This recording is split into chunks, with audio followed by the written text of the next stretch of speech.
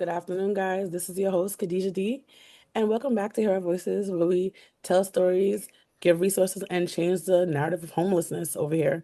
So, guys, I know you haven't heard me in a while, and I love you guys, the people who are staying here every time to listen to the podcast, who are sharing the podcast, who is trying to understand how this world of homelessness and unhousedness is happening. And thank you so much for your support. But I need your support more and also on the social media platforms. We have TikTok, we have Twitter, we have what else? YouTube. And if you're gonna hear this, it's probably on YouTube. Please, guys, we need engagement, so we're working on that. So please go check us out on those platforms. We have two. If you listen to a couple of our podcasts, couple of like probably a month or two ago, we hired fellows. So we have two new fellows. We're gonna be working on a third. So if you are a person who wants to be help with the podcast and have a person who's a lived experience person, I can probably write everything down in this thing. Or if follow us on Twitter, the information is there now. And if you want to be a fellow with the Family Homelessness Coalition, we have started the FAB starting in September. So if you want to be a part of that and help me out with narrative change, that's my block. I'm a leader for that particular thing. You could definitely join the crew.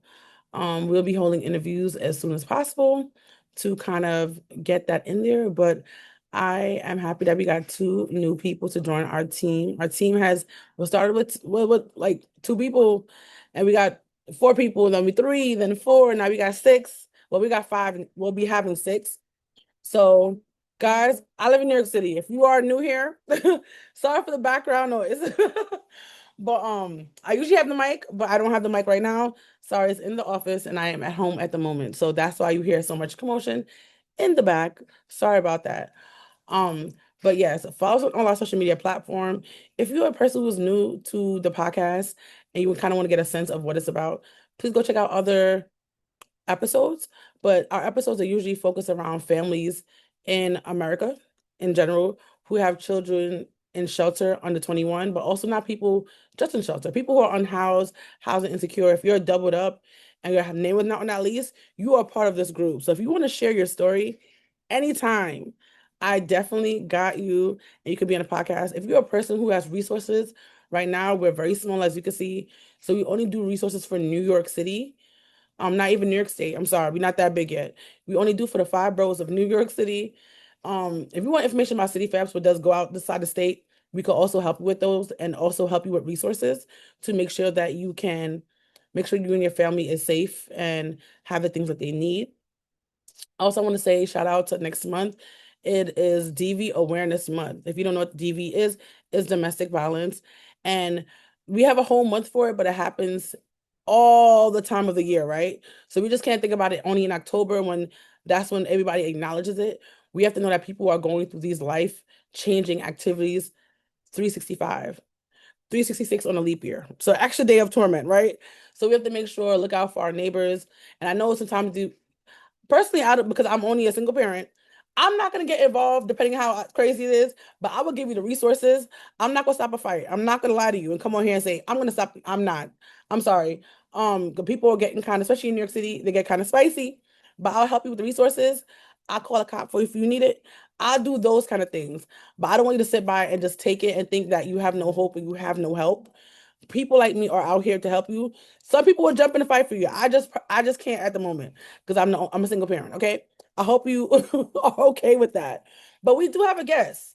I know couple of episodes you just been hearing my voice, and I hope that you are loving me. But I love to also have guests. I don't like talking to myself, even though, as you can see, I could do that a lot. I could do that a lot. So our guest today is actually Charisma. She works on a couple of things with me, right? We do Safety Net together. It's an organization that helps with certain things. We do activist work. We do the COC, which is a continuum of care. And right now, she's also on the group that we have for the city hall for the AI. I forgot what it is, but I hate that name. It's AI, but but that's what we call ourselves. And yes, so our question for the last episode that I did actually is, I'm gonna ask Charisma this. So y'all listen up, listen up. If you had your ideal voucher, what would that voucher look like and why? If you know, again, if you did listen to the last episodes, our vouchers that we have is City Fabs, we have soda, we have Section 8, things like that. If you had to pick on what voucher we think would work the best for the group, the masses, what would that voucher have and why? Charisma. Well, I currently have a Section 8 HPD voucher. Right, I currently work on better building the city perhaps voucher. right, So my voucher is supposed to be the best voucher out here, the HPD Section 8 voucher. right, Um, it also has its flaws, so it's not the best. right, Um, when we first started this fight with vouchers instead of shelter, we wanted to dwindle down on how many vouchers were actually out here floating around that really didn't provide housing for the people within shelter. They had Jiggets, FEPS, um, another one where you can move out of state with it, and they have, of course, all of the sections of the Section 8 voucher, because they have several sections that fall under Section 8. correct. Um, and it was just a misinformation, a big circus going on. Nobody knew what is what, and landlords was just like, okay, to avoid the voucher situation, we just gonna deny all of them. No, we don't take vouchers. So that was a problem for me. I have HPD. It guarantees that we will not be unhoused. So I had several meetings with the borough president, um, the Brooklyn borough president, which is now currently the mayor of New York City.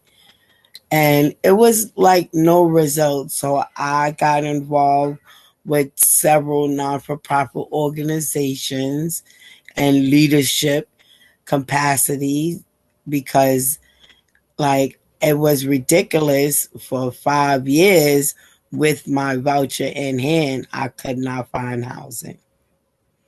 And I didn't really think it was the issue of the voucher.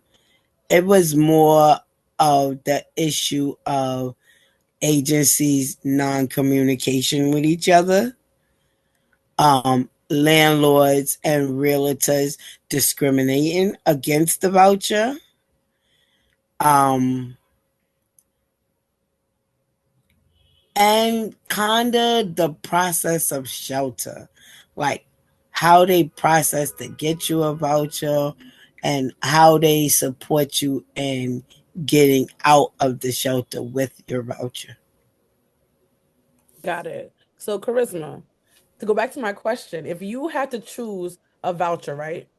Like if I said the voucher shouldn't have no income limits, what would your ideal voucher be for to give to people right now? If you had a choice to like put a magic wand, what would your voucher like to be? What would you That like to be the in? Section A voucher would be the one I would wand over What would you because what would you they add have to it? several sections Right. that could mostly mostly fill out what's in New York City. They have a working Section 8, they have a NYCHA Section 8, they have a HPD Section 8. And, you know, different sections, everybody don't need the same thing. I need the HPD Section 8 because I have a medical illness. And if I'm not working or I don't have an income at the time, my the HPD Section 8 picks up my share and they pay my full entire rent. If with working Section 8. Like, some people wants to wean off of having the voucher, so they have an opportunity to wean off with the working Section 8. Right. And with the NYCHA Section 8, it's like you will be able to get into some of the NYCHA developments without having the hassle of looking for your own apartment. So did I think the Section 8 vouchers should be pushed forward more, but they claiming they don't have enough funding or enough space for those Section 8 vouchers. This is why I stand so strong on the City Fabs voucher also. Got you. So what would you add in to make Section 8 better for people? They need to open it up. Just to open it up. Got it. Yeah, more to the people. It has to be ready available. Do you think that they should have open up the income limits for people also, or no? Um, yes. Because people that work, some people is living paycheck to paycheck. Right. Got you. So, Charisma, tell us a little bit about what you do and how you got to this point in your life with being an activist and being a voice for the people. Because a lot of people don't understand that, like, we are people, obviously, but a lot of us come from lived experience. We just are not coming up here and talking. And people do this as their job and they just learn about it. But we are people who actually experience it and we want to make a change. A lot of people who experience it don't want to use their voice, don't want to be the poster child or face for this thing. But we put our face and our lives out there all the time to make sure there could be change for others in the futures. So how did you get to this point to where you are a change maker in the game? Well, I come from a background. My mother, she attended Mega Evers College. She was an artist, and she was well involved in community advocacy and protesting and discrimination. She worked close with our community advocate in Brooklyn back then was Richard Green. And she did a lot of work with Richard Green, especially for the youth. Mm. So I was always involved in protesting. I met Betty Shabazz. I've met Coretta Scott King. Okay. I've met several activists that through Mega Evers College, that's a historical Black college. Right. So I met a lot of people and I know a lot of people. So it was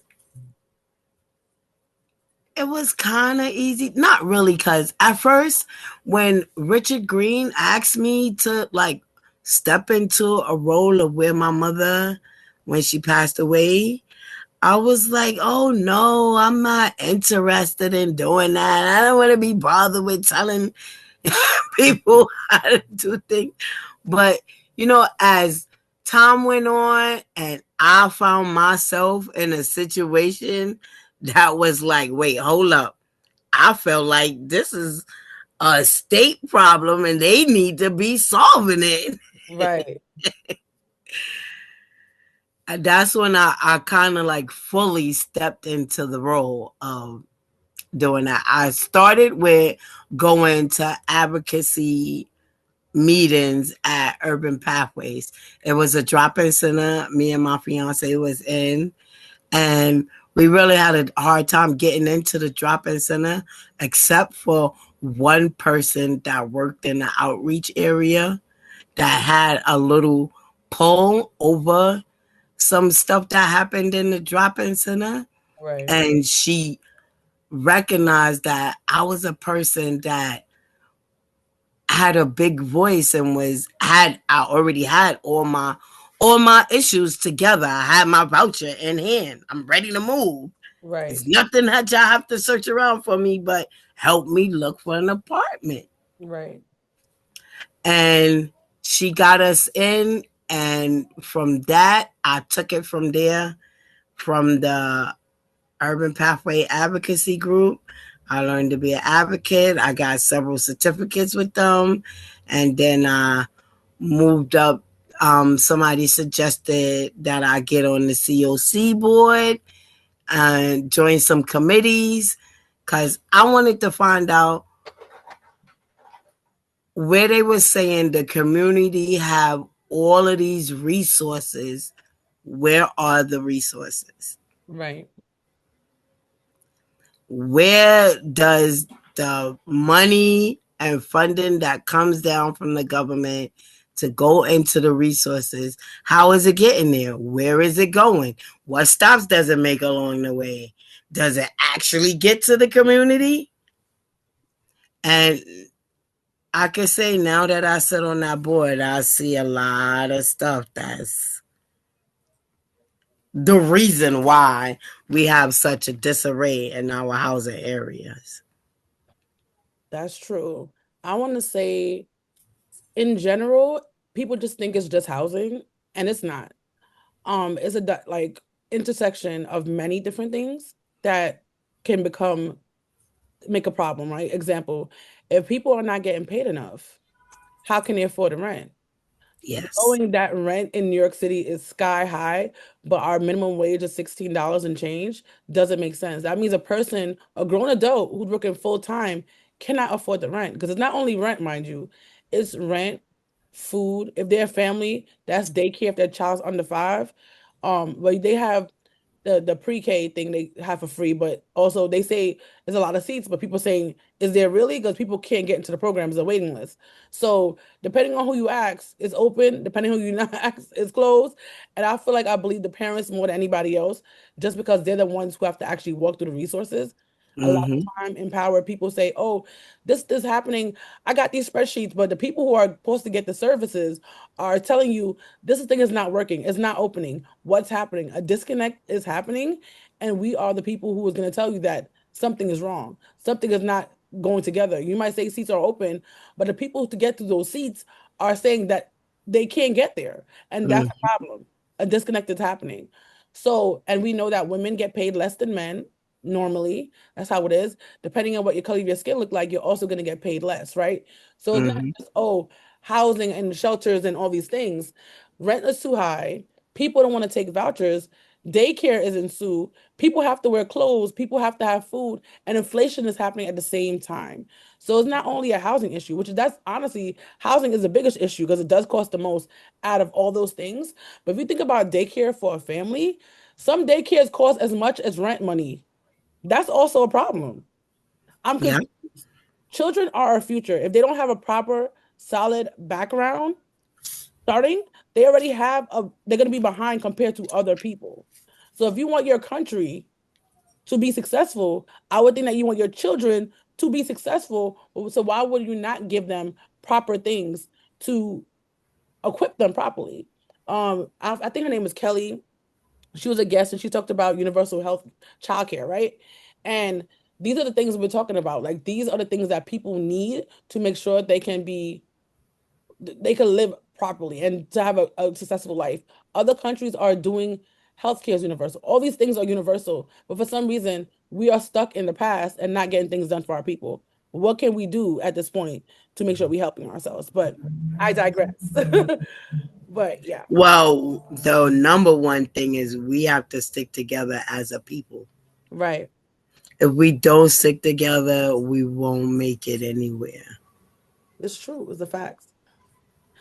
So, what do you see? So, tell me some of the top things that you see we have problems like we know it's housing, but what in the system of things is you think is broken and what needs to be fixed like right away? And if this thing one or two things Accountability. that for sure. That's the number one step. People need to stop pointing fingers and take accountability and say, yes, we do that. Maybe we should make a step, a change in this direction. Right. with everybody screaming, "It's not my fault." Oh, it's written like this. It's supposed to happen, and nothing will ever get done until everyone involved takes accountability for their part in the destruction of the system. I think accountability is definitely important. And I think when people hear accountability, they think that, yeah, it's a negative thing, but it could also be a positive because if you just take accountability of what you're doing wrong, I'm not saying I'm gonna bash you because nobody's perfect every single time, right? But if you Mm-hmm. tell me you did something wrong, we could help you. We could tell you what is wrong, and you could tell us what you're doing wrong, and we could come together as a group to make it better. We don't have to be on this side of the table and you're on that side and we're fighting and warring. If we're saying we're there for the people and your job is to help the people, no matter what you did, we need to find a solution to it. And that's the thing about it. People are so busy hiding their hands and still making the system fall short so much that the people who actually need help are dying under this the government, to be honest. They're dying under this thing while we try to figure it out. And that's what messes with me so much is like I'm trying so hard to get things done. And it's not only me, it's a lot of advocates out there, whether they lived experience or not, trying to get things done. And people are saying, oh, this is happening, but it's not. It really isn't. And when you Mm-hmm. understand and actually look into it to see that it's not really happening, and what can you do because you have a title behind your name and you're getting our tax dollars to pay your check, you can really, do what you got to do to help the people. Your job is to help. You're a public servant. Serve the public. What are you doing? So, yeah, That's true. it's I agree with you all the way on that one. it's disastrous. Like, what are you doing? If you came in, like, other than accountability, what's the next thing on your list you think could help us be forward in what we are doing for New York City and homelessness? Okay, my platform I stand on is accountability. True, only truth stands in a space of change. Right? That means when you telling me numbers and telling me that you did this, that, and the third, you need a backup, just like Biggie would say. I mean, not Biggie, Jay-Z would say. We Right. don't believe you, you need more people. Right. So I don't expect you to come with me with paper stuff. I need results, and you telling me, look, the results of this project we did this, that, and the third. If you want to interview the people that got housed, maybe that would be a great thing to do. Right. I think that's a lot. I think what it is also, sometimes they do have a high caseload in some of the places, organizations that's doing this, but they don't have a proper big turnout. Because I've been to organizations that I've got services from, but another person goes there and they're not getting the service.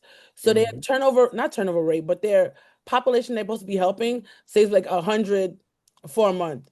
They're really helping 25. Where is the rest of that money going? What's happening? Because you're asking for funding for these things every single year, but you're not turning out the numbers you're supposed to turn out. And that's what's concerning to me. Because some of these things, That's where the truth come in. Only like, truth stand in the space of change. yeah. So I'm like, what's happening on the back end? And that's what we need, things from. So can you tell me a little bit of, like you said, you had a voucher in hand, right? How did you get your voucher? How did you get to that point to need a voucher? And how did you know it was time to get in the shelter or whatever you did for your steps? Well, my last model is the boots on ground model. I've had boots on ground from the time I've had my voucher. I retained my voucher through my parent. My parent passed away, and I, in return, because my child and myself was still on her voucher lease, Right. in return, they asked me because at the same time I was eligible for NYCHA. Mm, So they asked me, would you like the HPD or the NYCHA? Like, Nobody really explained to me anything. I had to dig in on my own research, Right. and I felt the HPD was better suited because you can port that voucher everywhere you go. Right. It definitely is though. It definitely is. And I was thinking, okay, I'm young now, I have a child, but when I get older, I might not want to be here, or I might not be here, and I can still have comfort and passing away knowing my son will never go through what I went through of being homeless. Right. Like, I've been in the shelter system my whole life. It's a disconnect with our my heritage on this land, and surviving and scraping and have to beg to be noticed Right. and pushed to the side, even though we pay the same increments into living in this state, Right. but we still push to the side. We have to pay the same taxes. We have to pay the same respects. We have to do the same voting, but we don't get the same resources. And that's the thing. Hmm. So I took on the HPD voucher. From the beginning, it was a hot mess. I was living in, my mother had retained low the first one of the first batches, first pilot program of the low income housing. Got you. It was ran under um Mitchell Lama, Hmm. and we lived in a small three three floor walk up. Okay. And when she moved in, it was a brand new building, lovely. We had backyard access, we had basement access, we had a small laundry room in the front of the end when you enter into the building. We had a super that lived on premises. He always kept the building clean, and everybody in the building knew we all knew who each other was. We knew our neighbors. Right. Um, what had happened was Mitchell Lama had sold the building. It defaulted on care of the building in general, like electrical wiring. One day HPD came and did an inspection, and it was a horrible inspection. Like, they had left the building, like the management of the building, and it was nobody coming in there doing the boilers or keeping the electricity or plumbing or anything like that up to date. Mm. And HPD requested that I move out. It took me like 5 years to even find another apartment. That's crazy though. So, And during that process, when I couldn't find an apartment and I kept running around asking, I would go to Canva, I would go to all of these places, um, trying to get help to try to move into another apartment. And you know what? Oh, maybe you should move out of state then. You can't find nothing here. There's nothing here. Move out of state. that's crazy though. It's So outrageous. in return, I moved out of state. Everybody told me I would be able to get my benefits when I move out of state. Right. Don't worry about it. Blah, blah, blah. I couldn't get my SSI. It was like, oh, you could get it quicker down there. Go, just go, just go. Hurry up, go. No. When I got to South Carolina, my health declined incredibly. I could not find a doctor. They didn't even know what to do for as far as my health. Oh no. So I found a doctor that took me on pro bono for pro bono, right? Wow. And she was from New York. Of I think that's why she took my case. She said, Miss White, I know you like it down here. It's different, right? It's lovely. I had a nice townhouse, 2-bedroom townhouse, all for myself, me and my son. I had a parking spaces in front of my house. It's lovely down there. It's comfortable down there. But it's no resources down there. right. And she said, in order for you to get this treatment that you need, because I get iron infusions, she Mm-hmm. said, your only choice is either keep going back and forth from New York to South Carolina to go get your treatments, or you move back to New York. That. So I moved back to New York. And when I got back here, it was 5 years in the drop-in centers and shelter system until I found something by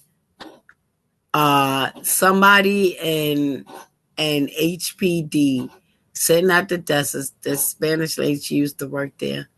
She used to sit at the front desk. She see me all the time coming in there, screaming and yelling and telling them people, I'm gonna get y'all. Y'all got to do something. Y'all can't just sit back and tell me you ain't gonna do nothing.